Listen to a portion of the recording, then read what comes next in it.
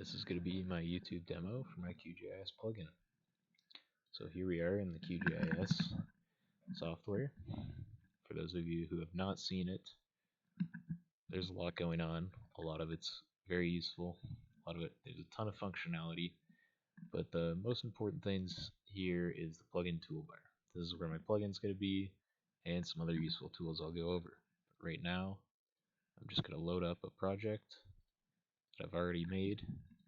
So this has a bunch of raster layers loaded up. These raster layers were gathered through Sentinel-2 data from Google Earth Engine using some JavaScript.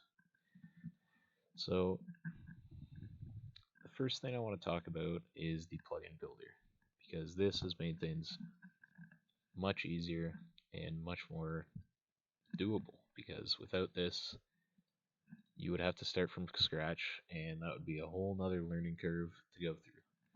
But for now, let's just go over the plugin builder features. So first you add your class name, which goes over the actual name that will be included in the Python code. Then you have your plugin name, that's going to show up here as your title for your plugin. Then you have a description talking about what it actually does. You have your module name. Then you can put your name as the author, your email address so people know you've done it, and then a little further description which will show up in dialog. Then you have your template, your initial template that's going to show up. I just stuck with tool button with dialog because in the end you're going to change everything through Qt Designer. Then you can select your menu. So this is the plugin toolbar, plugins here that's showing. But you have other choices like database, raster, vector, and web. If you were doing something like a processing plugin, then you could add text for that menu item. Then you have things like internationalization if you want to translate it to other languages, a helped dialog in case people are having trouble using it, unit test to check if it worked, helper scripts for more tutorials, a make file if you wanted to distribute your plugin, and a PB tool. Then you have your items for publication. So you'd need a bug tracker and a repository. These are mandatory items as shown here. And then you have like your home page, which would probably just be your repository, tags, so to make it easier to search up your plugin. All of this is really handy if you're going through the publication process. Then you have your output directory. This is where all the files and the folder itself for your plugin is going to be uploaded.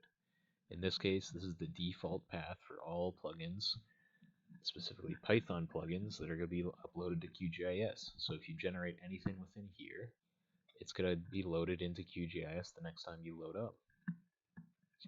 And if you didn't want that, and you just wanted to kind of mess around in a plugin, you can just select whatever folder you want. So if I were to hit generate, this is what it would produce. A bunch of files, a bunch of resources, all very important for the plugin. Some just basic tutorial stuff, metadata, so all the descriptors, and then your name and stuff that you put in earlier, or publication if you had a repository, or a home page, that would go in there. Then you have your main Python file here, your dialog, which calls the UI file here, and these are the most important files if you're developing a plugin. The main Python file is where all your functionality is going to go into. Your dialog is required so you can actually access the UI objects, and then the UI file. So if we were to look at the UI file in its current state, this is what it would look like. At the start of generation, all you're going to have is a dialog button box and nothing else. This is the base platform, and that's all you're going to get, but it doesn't really matter because Qt Designer is super easy to use, very handy. So in this case, I've added some text. I've added a vertical spacer so it aligns with the other boxes. I've added a Q line edit where you can type anything into, a push button so you can click it and it has some sort of functionality, some combo boxes for drop down menus, and this in red is actually how you merge the two items so they space out properly, and these form layouts. In this case, the whole thing has been laid out in a grid so that even when you were to move it around and shrink it and stuff, it'll stay in line, just as you placed it earlier. So this is super handy. This makes designing very easy. In other cases, you can start from scratch and just write Python code and not develop this yourself, which I actually have the base code here, which this is what it would look like. So it's a little more difficult, definitely way more challenging. So this made it very easy to implement any UI additions I wanted.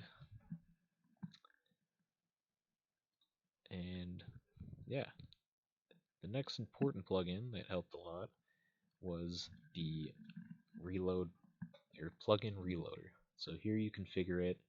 I've selected my plugin. You can select any plugin that's installed, and it's as simple as that. You click the plugin reloader and it reloads the plugin. So any changes, say if you make them into the designer, you got a checkbox. You save the designer file. Then you go back here, you reload, and there it is, the checkbox. So it's as simple as that to implement any new UI designs that you want. But functionality is a lot more difficult.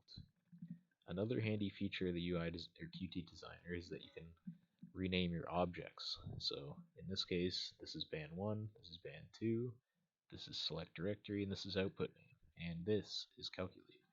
So that way, when you're coding, you have very descriptive names so that it's obvious what you need to call and where it is and where it's located within the code, so anyone looking through it can understand what's happening.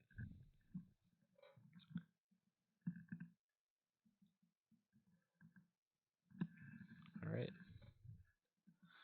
And another thing is the dialog base. Not base, the dialog itself, sorry. This right here is where the UI file is called in a class, so that anytime you're in the main Python file here, you can call any of the UI or Qt designed objects like calculate, output name, band2, any of those can be called within your main Python code here, which is very important because you want to add functionality, you want to add different functions like adding layers, clearing the boxes, your outputs, your bands, and your calculation, your execution, all of this, you want to add that functionality in the main Python file, and then you want to be able to call any of those objects and add functionality. So in this case, update is automatically run. The select directory is implemented when you click the push button. It's connected to the functionality of outputting. Then you have your accepted, which is clicking OK. It's going to calculate and it's going to execute. So this is really important and very needed. So making those convenient names is very helpful. So going back here, we have our layers. I'm going to load up the plugin. I'll remove that checkbox quickly. Forgot to save it. And here we are. So this is a drop-down menu. These drop-down menus will select any layer that's checked. So if I were to check this one, it's not going to show up. But if I refresh, it will show up. And these are all raster layers. It has to be a raster layer that's defined within the code so that you're not accidentally uploading a vector layer and trying to run all these calculations, because it wouldn't output values that are actually usable. So I'm just going to add some of the layers. So this is the NDWI calculation. Obviously, given that this is just selecting any band, you can run a few calculations, which I've mentioned in the paper. But for now, we'll stick with NDWI because that was the main interest of actually coding this plugin. So this equation that it's going to run is shown right here. So it's band 1 minus band 2 divided by band 1 plus band 2. Pretty straightforward calculation. It's going to take green minus near divided by green plus near, or near infrared. Then you're going to go into output. You can select any file you want. I've had a made a convenient data folder, and then I'm going to add a name to it, something usable like S2 2020 NDWI. So S2 means Sentinel-2. 2020 is obviously the year. This is important because these are median values accumulated across the year. So the year is very important to include. And it's just helpful to have a descriptive name so you can look back into your project layers, especially when you have, in the multiple digits of project layers, you're going to want to look back and remember what that layer actually is. And then here we go, just click OK, and it's going to run the calculation, and there it is, layer complete. And it's uploaded directly into the project. The data will also be shown in that folder previously selected. So in this case, 2020 NDWI. It's been loaded up, and there it is. And this is a success, a working layer. As you can see, the water bodies are highlighted because they are the higher values closer to the white side, and the lower values, which are non-water pixels, will show up darker to black colors. So this is great for quick analysis, but this will need to go through a further step of adding mask and threshold values, but for now it has output the layer successfully and it's fully functioning. So this is a really handy plugin if you're doing any of these normalized difference calculations and you've got your band raster layers already loaded in and you just want to quickly run through a few different normalized different calculations. You can do it over and over again. Just hit OK, and every time you hit OK, it's going to run that calculation. So there's my plugin. Thanks for watching.